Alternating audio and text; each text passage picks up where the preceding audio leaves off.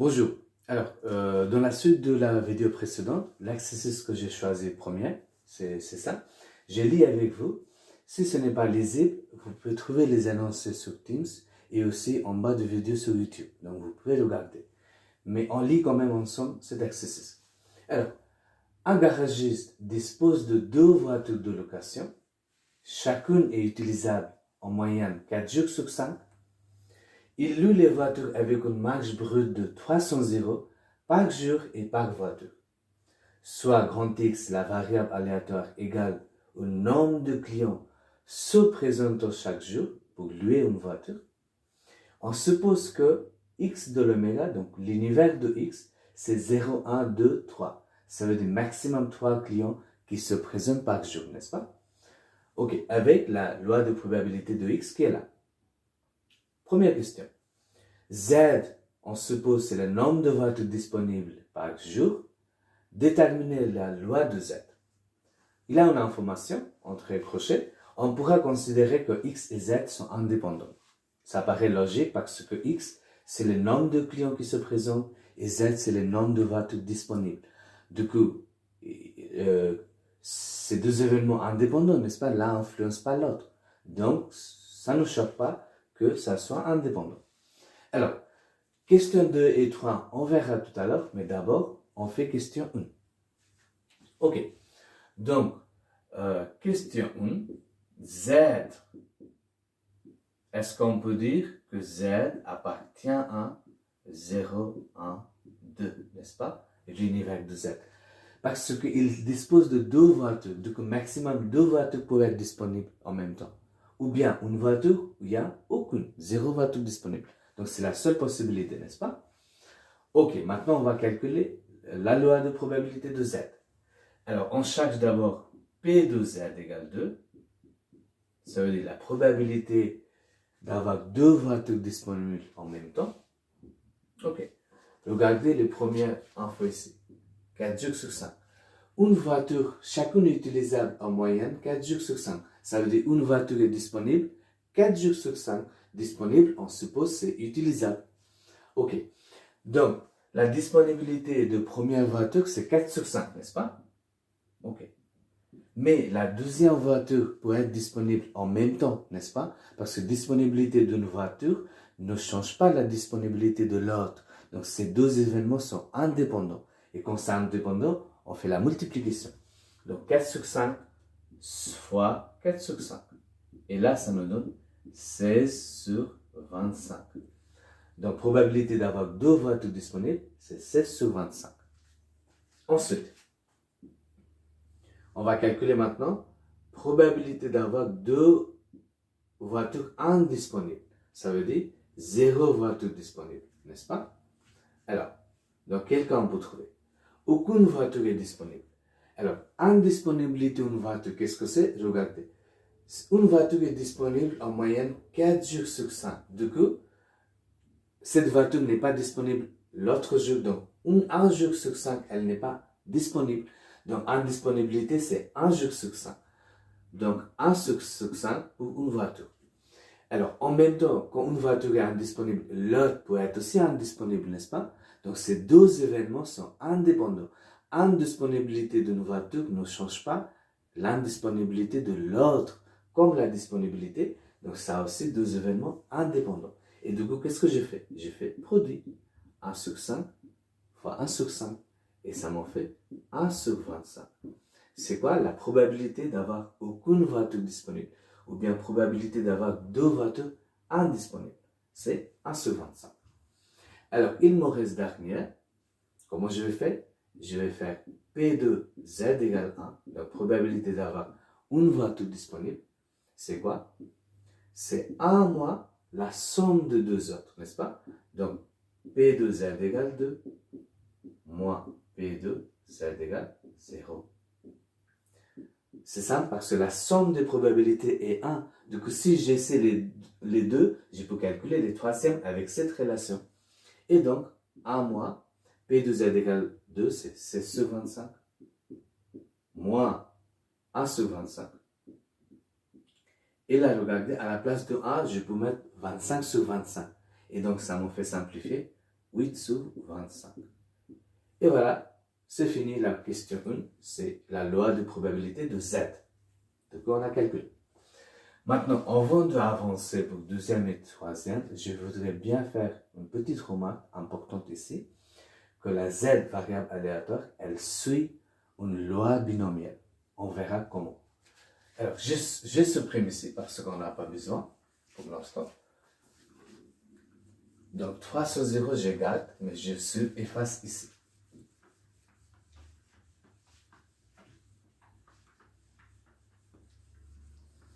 Alors, regardez. Loi binomiale qu'il suit, c'est ça. B, 2, 4 sur 5. On verra comment c'est. Alors, qu'est-ce que c'est loi binomiale? Ça vient de une épreuve de Bernoulli. Alors, une épreuve de Bernoulli, qu'est-ce que c'est? C'est une épreuve qui a que deux issues, deux possibilités, l'échec et succès. Il n'a que deux possibilités. Et si je note la probabilité d'avoir un succès, comme P, donc ça, on l'appelle le paramètre de l'épreuve de Bernoulli. Donc P, c'est un nombre réel entre 0 et 1, n'est-ce pas? Ça, c'est logique. Et donc, probabilité d'avoir un échec, qu'est-ce que c'est? C'est 1 moins P. On note ici parfois Q. OK.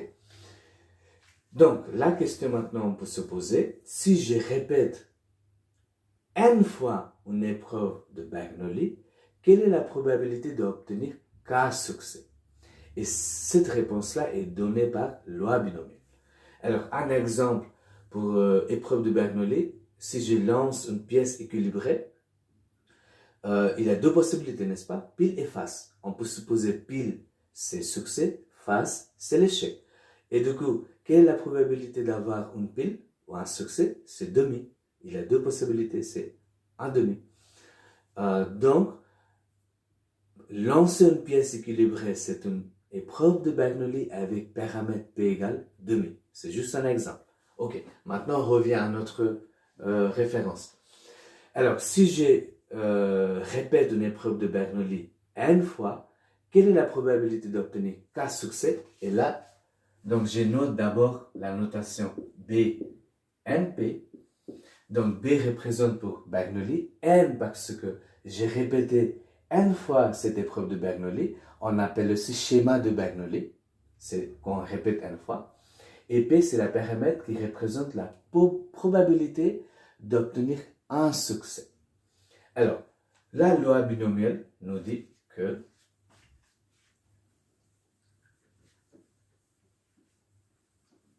j'ai écrit les formules ici. Alors, donc c'est donné par ça. P de x égale k.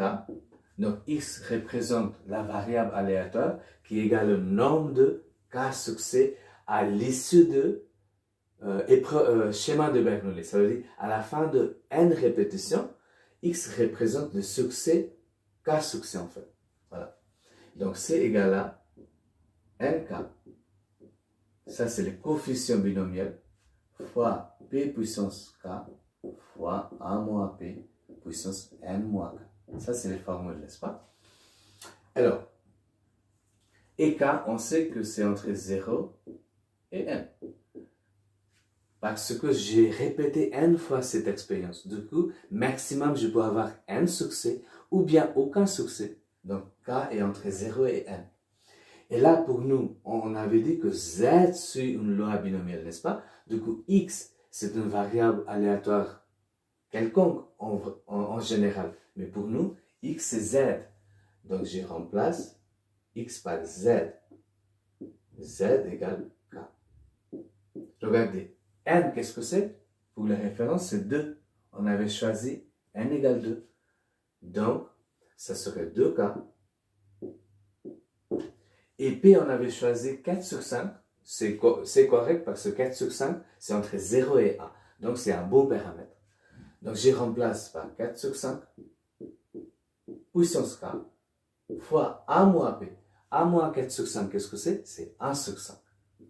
Donc, 1 sur 5 puissance 2 moins k, n'est-ce pas? Donc, c'est 1 égale 2. Alors là, on va vérifier, en fait, que Z suit cette loi binomiale. Comment? Regardez. Alors, Prenons z égale 0. D'accord? Alors, ça veut dire, k égale 0. Ça veut dire c'est 2 0, on est d'accord? 2 0. Fois 4 sur 5 puissance 0. Fois 1 sur 5 puissance 2 moins 0, donc c'est 2. Alors, qu'est-ce que ça nous donne? Ça, vous connaissez cette expression. C'est 2 factoriel sur 0 factoriel fois log différence. Donc, 2 factoriel. Fois 4 sur 5 puissance 0, c'est 1. 1 sur 5 puissance 2, ça fait 1 sur 25, n'est-ce pas? Et là, le log de 0 factoriel, c'est 1. Donc, 2 factoriel sur 2 factoriel, c'est 1 aussi. Donc, il me reste 1 sur 25. Donc, P de Z égale 0, 1 sur 25. C'est bien ce qu'on avait trouvé, n'est-ce pas? Donc, en fait, Z suit bien une loi binomiale de cette forme. Mais on vérifie pour les autres valeurs de K. Alors, ce que je vais faire, je efface ici. Vous pouvez toujours reculer et vérifier les formules. Mais là, j'ai noté, du coup, je peux vérifier pour les autres. Alors, P de Z égale 1. Ça serait donc, valeur de K, c'est 1, n'est-ce pas? Donc, c'est 2, 1 fois P, c'est toujours 4 sur 5, puissance K, donc c'est 1, fois 1 moins P, c'est toujours 1 sur 5, ça n'a pas changé, puissance 2 moins 1, n'est-ce pas? Donc, c'est 1. Et là, ça nous donne quoi? Cette expression, c'est 2 factoriel sur 1 factoriel fois leur différence qui est 1 factoriel aussi, fois 4 sur 5 puissance 1, donc c'est 4 sur 5, et pareil 1 sur 5. Et là, qu'est-ce que c'est 2 factoriel? C'est 2. 1 factoriel, c'est 1. Donc 2 fois 4, c'est 8, divisé par 5 fois 5, 25. Et là, c'est ça qu'on avait trouvé aussi. Regardez, P de Z égale 1. Donc, en fait, pour l'instant, tout va bien. On regarde juste le dernier. Alors, ça fait K égale 2. Donc, je remplace K par 2. P puissance K, donc 4 sur 5 puissance 2, fois 1 moins P puissance 2 moins 2, n'est-ce pas? Donc, c'est 0. Et là, qu'est-ce que c'est cette expression? C'est 2 factoriel sur 2 factoriel. Leur différence, c'est 0 factoriel. K sur 5 puissance 2, c'est quoi? 16 sur 25 fois 1 sur 5 puissance 0, c'est 1. Là, qu'est-ce que je trouve? 2 factoriel sur 2 factoriel, c'est 1. Et 0 factoriel, c'est 1. Donc, je trouve 6 sur 25. Et regardez, c'est ça qu'on avait trouvé pour Z égale 2. Voilà, donc, en fait, on vérifie que Z suit bien une loi binomiale de cette forme-là. N égale 2, P égale 4 sur 5. Alors, c'est intéressant parce que déjà, ça aurait pu être un exercice où on demande vérifier que Z suit loi binomiale. Donc, c'est intéressant qu'on peut faire cette remarque. Et en plus, on voit en fait que loi binomiale existe dans ces cas. Donc, c'est pour ça que je voulais faire cette remarque au passage. Alors, on continue pour question 2 et question 3. Ce que je vais faire, je continue ici, donc j'efface et on continue en haut.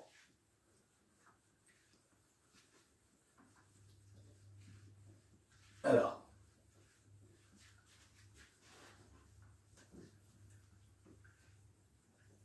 pour le deuxième et troisième, c'est une relation, c'est lié entre les deux, parce que deuxième, c'est rapport avec le nombre de clients satisfaits, et troisième, c'est rapport avec le marge brut, n'est-ce pas? Donc, évidemment, plus de clients satisfaits, plus je vais faire de la bénéfice. Donc, deuxième et troisième, il y a un rapport.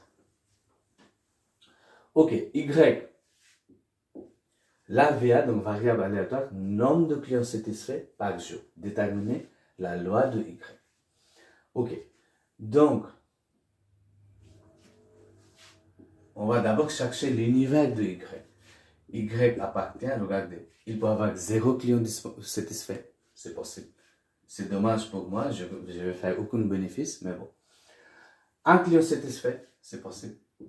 2 clients satisfaits, c'est possible aussi. Mais est-ce que c'est possible d'avoir plus de clients satisfaits, plus que 2? Non. Parce que le nombre de voitures disponibles, c'est 2. Donc, je peux satisfaire maximum 2 clients, pas plus. À partir du troisième client, je n'aurai pas la voiture disponible. Donc, l'univers de Y, c'est ça. Maintenant, je vais chercher dans quelle situation chaque valeur se produit et après, on va calculer la probabilité. Alors, commençons par Y égale 0. Dans quelle situation se produit aucun client satisfait? D'abord, on va chercher ça. Alors, aucun client satisfait, ça veut dire aucun client se présenter. C'est la première possibilité, n'est-ce pas? S'il n'y a aucun client qui arrive, donc je satisfais aucun client, du coup, j'ai fait aucune marge bénéfice. Donc, ça, c'est une possibilité. Donc, X égale 0. Ou bien, ce n'est pas que ça comme possibilité. Deuxième situation, que il y a au moins un client qui se présentait, mais aucune voiture disponible, n'est-ce pas? Du coup, le client, il n'est pas satisfait parce qu'il ne peut pas louer. Et donc, X est plus grand ou égal à 1 et Z est 0. Vous voyez, c'est les deux situations en fait. Donc, maintenant, je vais calculer la probabilité de chacun. Donc, ces deux situations ne se reproduisent pas en même temps, n'est-ce pas? Du coup, ici, je vais faire somme de probabilité. Attention, ici, dans le deuxième cas, ces deux situations sont indépendantes parce qu'ils se produisent en même temps. C'est pour ça que c'est mis et. Et donc, probabilité d'avoir 0 client satisfait, c'est probabilité la première, donc P de X égale 0, plus la deuxième, parce que c'est où, donc j'ai mis plus, probabilité de X plus grand ou égal à 1, intersection Z égale 0. Comme c'est et, donc c'est intersection. Ça veut dire qu'on va faire les produits après, n'est-ce pas? Donc P de X égale 0, qu'est-ce que c'est? C'est marqué 1, 0,1. Donc je remplace 0,1. Plus P de X plus grand ou égal à 1, donc je mets ça d'abord. Après on va simplifier. Fois P de Z égale 0, n'est-ce pas? Ok. Alors, regardez maintenant. P de X plus grand ou égal à 1, ça veut dire quoi? X peut être supérieur ou égal à 1. Qu'est-ce que je dois faire? Je dois chercher toutes les possibilités où X est plus grand ou égal à 1. Donc, X égale 1, X égale 2, X égale 3. C'est les trois possibilités, n'est-ce pas? Pas celui-là, parce qu'il est plus petit que 1. Donc, je vais ajouter ces trois probabilités. Parce que il faut chercher quelle est la probabilité que X soit supérieur ou égal à 1. Donc, je vais faire la somme. Donc, 0,3 plus 0,4 plus 0,2, ça me fait combien? 0,9. Et donc, j'ai écrit 0,1 plus, donc c'est 0,9, fois P de Z égale 0, on avait calculé, c'était 1 sur 25. Voilà. Et là, vous pouvez simplifier. Ça me donne le résultat, je vais noter, oui, c'est 0,136. On va utiliser ça, d'accord? Donc, notez bien. Alors, ce que je vais faire, j'efface ici, d'accord? Ça, on n'a pas besoin, c'est la question, donc je peux effacer. Question 1 et 2, donc je peux effacer. Je garde les questions 3 pour l'instant. Ok.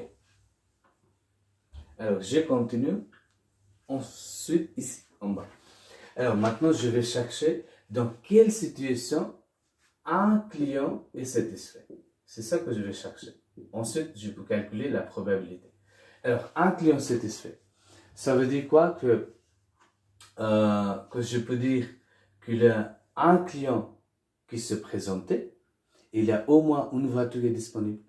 Donc, X est 1 et Z est plus grand ou égal à 1, n'est-ce pas? Donc, si j'arrive dans le garage, il y a une voiture au moins est disponible, je suis content, je suis satisfait, je peux louer. Et donc, ça c'est le premier cas. Ou bien, regardez, deuxième, en fait, à quelle situation je peux avoir un client satisfait? Je peux avoir les cas X est plus grand ou égal à 2. Donc, il y a au moins 2 clients qui se présentaient. Et, nombre de voitures disponibles, qu'est-ce que c'est? C'est 1. N'est-ce pas? Regardez comment. En fait, supposons 2 clients qui se présentaient. Premier client, il prend la voiture. Il est satisfait. Et deuxième, ou troisième, parce qu'il peut y avoir 3 clients même jour. X peut être jusque 3, vous pouvez vérifier. Donc deuxième et troisième client, ils ne sont pas satisfaits. Mais ce n'est pas grave, parce que je suis en train de chercher quand un client est satisfait. Donc le premier client est satisfait, donc c'est bon, c'est ça les cas. Et donc c'est deux situations possibles pour y égale 1. Et là maintenant, on peut calculer la probabilité. Alors ici, vous voyez, ces deux situations, comme tout à l'heure, ils ne sont pas produits en même temps. Donc l'un ou l'autre, ça veut dire qu'il y aura somme de probabilités, n'est-ce pas? Mais entre eux, ils sont indépendants. Donc ici, je vais faire les produits. Donc il y a les deux, somme et produit. Donc P de Y égale 1, qu'est-ce que c'est? Donc c'est P de X égale 1 fois P de Z plus grand égale à 1, ça c'est première, plus, deuxième situation, P de X plus grand égale à 2 fois P de Z égale 1, n'est-ce pas? Alors, maintenant, je vais calculer. Ce que je vais faire, je vais supprimer ici, d'accord? Juste, je garde les chiffres, mais je supprime ici. Et je continue la calculation ici. Alors, suite. Donc, je dois calculer la probabilité. C'était ici. Donc, P de Y égale 1, ça m'en fait. P de X égale 1, c'était combien ces données? 0,3. Fois P de Z plus grand égale à 1. Ça veut dire que Z peut être 1 ou 2. La maximum valeur de Z, c'était 2. Donc, probabilité d'avoir Z supérieur ou égal à 1, c'est la somme de la probabilité que Z soit 1 et Z soit 2. Donc, Z soit 1, c'était quoi? 8 sur 25. Plus Z égale 2, c'est 7 sur 25, n'est-ce pas? Donc, je vais faire fois 8 sur 25 plus 7 sur 25. D'accord? Donc là, regardez. 8 plus 7, ça fait combien? C'est 24. Donc, je peux écrire directement 24. Et je n'ai pas besoin de ça. Voilà. Et puis, donc il me reste plus. P de X plus grand ou égal à 2. Ça veut dire que X peut être supérieur ou égal à 2. Donc, je dois faire somme de toutes les probabilités à partir de X égale 2, n'est-ce pas? Regardez, X égale 2, 0,4, plus X égale 3, c'est 0,2. Donc, je dois rajouter ces deux choses-là. Donc, 0,4 plus 0,2, c'est 0,6. Fois probabilité d'avoir Z égale à 1 voie toute disponible. C'était quoi on avait calculé? Là, c'est 8 sur 25. Donc, c'est 8 sur 25. Vous pouvez simplifier. J'avais noté, je pense, c'était 0,48. Voilà. Ça, c'est pour P de Y égale 1. Maintenant, je vais chercher pour P de Y égale 2. La deuxième client qui se satisfait. Alors, comment faire? J'efface ici parce qu'on sait c'est P de Y égale 0, n'est-ce pas? Donc, j'ai note ici. Donc, P de Y égale 0. Donc, j'ai bien noté. Alors, maintenant, la suite. Pour le deuxième, Y égale 2. Dans quelle situation ça se reproduit? Deux clients satisfaits. Alors, deux clients satisfaits, ça veut dire qu'il y a au moins deux clients qui sont arrivés. Donc, X plus grand ou égal à 2, n'est-ce pas? Et il y a deux voitures disponibles. Donc, Z égale 2. On est d'accord. Si la troisième, c'est trois clients qui se présentaient, le troisième n'est pas satisfait, mais ce n'est pas grave. On cherche que deux clients sont satisfaits. Et les seuls cas, en fait. Il n'y a pas d'autres cas. Alors, du coup, probabilité d'avoir deux clients satisfaits, qu'est-ce que c'est? C'est comme c'est et, du coup, ça serait intersection. Donc, c'est produit. Ces deux événements sont indépendants. Donc, je vais faire P de X plus grand ou égal à 2 fois P de Z égale 2. Et donc, qu'est-ce que je trouve? P de X plus grand ou égal à 2, ça veut dire que X soit supérieur ou égal à 2. Donc, je vais faire la somme, n'est-ce pas? X égale 2 plus X égale 3. Donc, 0,4 plus 0,2. Donc, 0,6 fois P de Z égale 2. Donc, c'était combien on avait calculé? 16 sur 25. Et là, la simplification, j'avais écrit, c'était, oui, 0,384. Et voilà, on a calculé les trois possibilités. Donc, j'efface ici, on n'a plus besoin de ça.